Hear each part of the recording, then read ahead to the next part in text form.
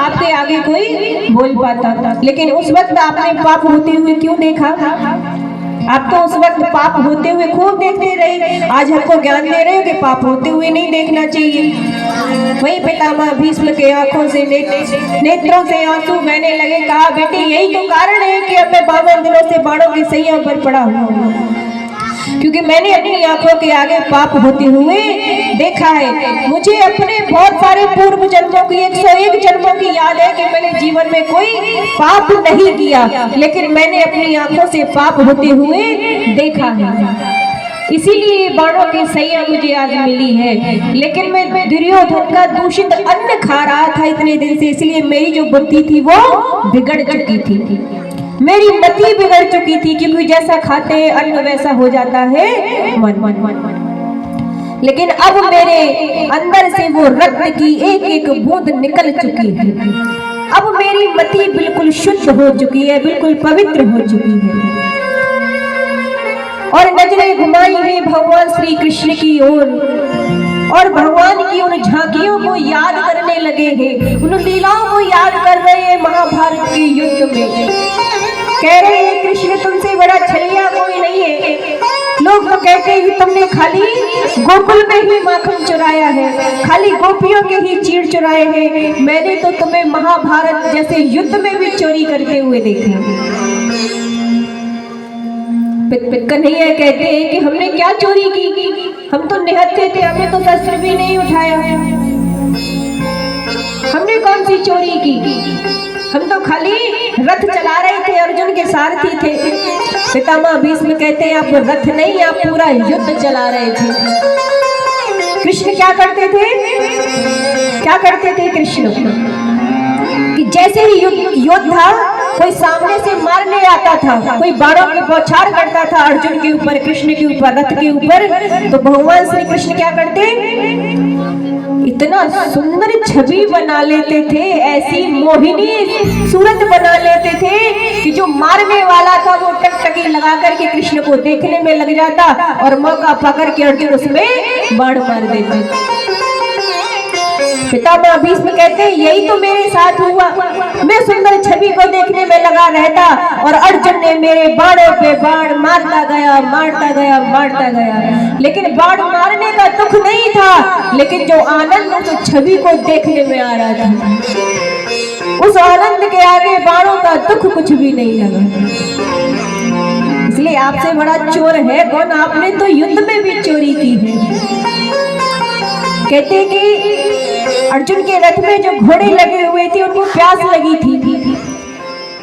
अब क्योंकि रथ चल रहा है, बाणों की बौछार हो रही है कि तो घोड़ों को पानी पिलाना बड़ा मुश्किल होगा, तो कैसे पानी पिलाया था? जितनी देर पानी पिया घोड़ों ने उतनी देर सब भगवान को ही देखते रहे। कोई युद्ध नहीं, कोई बाण नहीं, कोई तलवार नहीं, कुछ नहीं, सब भगवान की झांकी को देखने में लगे हुए। कौन युद्ध करेगा? पितामह भीष्म कहते हैं बस यही मेरे साथ हुआ, बाणों पे बाण अर्जुन मारता गया। लेकिन आज बस इस छवि का ही इंतजार था, इस छवि को ही देखना था। और भगवान पितामह भीष्म श्री कृष्ण की उस छवि को देखते देखते कहते हैं कि मेरी जो मति है वो शुद्ध हो चुकी है, अब इसमें कोई विकार नहीं है। क्योंकि भगवान को कैसा मन चाहिए? निर्मल। निर्मल मन जन सो मोहि पावा, मोहि कपट छल छिद्र न भवा। अब मेरी मति बिल्कुल निर्मल हो चुकी है, बिल्कुल शुद्ध हो चुकी है, इसलिए इसको मैं आपके चरणों में समर्पित करना चाहता हूँ। और देखते ही देखते अपने पंच भौतिक शरीर को त्यागते हैं पितामह भीष्म। भगवान की सुंदर छवि को इतने दिनों से कष्ट इसीलिए तो झेल रहे थे कि भगवान की झांकी को देखते देखते मरे। इच्छा मृत्यु का वरदान तो हम सबको भी है, लेकिन कभी हमने इच्छा जाहिर नहीं की। ये तो पता ही है ना कि मरना है, जाना भी है, लेकिन कभी अपनी इच्छा भगवान को बताई? कभी मन में सोची इच्छा? नहीं ना। हमको बस ये लगता है कि हम तो अमर है, हम तो कभी जाएंगे ही नहीं। सामने वाला जा रहा है रोज, लेकिन फिर भी हम अपने आप को ऐसा लगता है कि हम नहीं जाएंगे, हम अमर हैं। एक एक क्षण निकला जा रहा है। पितामह भीष्म की इच्छा थी कि भगवान श्री कृष्ण हमारे सामने हो। किसी ने बड़ी सुंदर बात कही कि ए मौत तू तब आना जब मैं वृंदावन में हूँ। ए मौत तू तब आना जब मैं वृंदावन में हूँ। मुझे जाने में आनंद आए और तुझे आने में आनंद आए। जब मृत्यु किसी धाम में हो, किसी तीर्थ में हो, किसी नदी के किनारे हो, गंगा के किनारे हो, यमुना के किनारे हो, पितामह भीष्म की क्या इच्छा थी कि कृष्ण मेरे सामने हो। लेकिन हम किसको देख देख के मरते हैं? किसको देख के? अंत समय में वो बंबई वाला बेटा आ जाए, वो वाली बेटी आ जाए, अभी दिल्ली वाली छोरी को मोना देखो। जिंदगी भर तो उन्हीं के मुंह देखे, उनकी मुंह देख के कौन से स्वर्ग में जाओगे?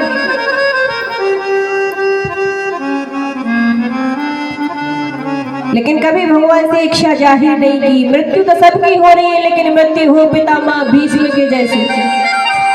कई बार ऐसे लोग भी मैंने देखे जो वेंटिलेटर पर रह रहे आ गए कई कई दिन, लेकिन फिर भी भगवान का नाम नहीं ले रहे। जब कोई बच के आ जाता है या किसी का एक्सीडेंट हो जाए या किसी बीमारी से बच जाए तो क्या कहते हैं? बच्चों के भाग्य से बच गया, बालकन के भाग्य से बच गए। अगर बालकन के भाग्य से बच जाते तो बालक जब तक जिंदा रहे तब तक माँ बाप को बैठे रहना चाहिए, है ना? क्यों चले जाते हैं? आपके जाने के बाद भी तो बच्चे रहते हैं। जब आप ही के लिए बच्चे हैं तो फिर तो लास्ट तक आपके साथ रहने चाहिए। जो दोबारा जिंदगी मिलती है ना, वो केवल उसी के लिए मिलती है। वो मौका देता है कि अब भी संभल जा, अब भी संभल जा, लेकिन व्यक्ति नहीं संभलता है। हर व्यक्ति के जीवन में एक कोई ना कोई घटना तो ऐसी होती है जो ये कह सकता है कि बाल बाल बचा था। होता है कि नहीं होता? हर व्यक्ति के जीवन में एक समय ऐसा आता है जो ये कहेगा कि मैं बाल बाल बचा उस समय, और वही एक समय, एक मौका ऐसा होता है कि अब ये सारी दुनिया तेरी नहीं है, अब ये उसी के नाम है, अब ये उसी के जीवन है।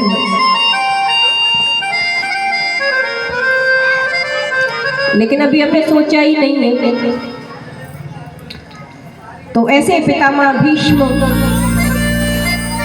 श्री गंगा जी का तट हो, यमुना का वंशीवट हो, मेरा सावरा निकट हो, जब प्राण तन से निकले, गोविंद नाम लेकर मेरे प्राण तन से निकले। तो ऐसे पितामह भीष्म को प्रणाम किया है, अपनी मति को भगवान के चरणों में समर्पित किया है, और भगवान लीलाओं को संपूर्ण करके पांडवों को राज्य दिला करके पहुंचते हैं अपनी द्वारिका। द्वारिका पहुंचे हैं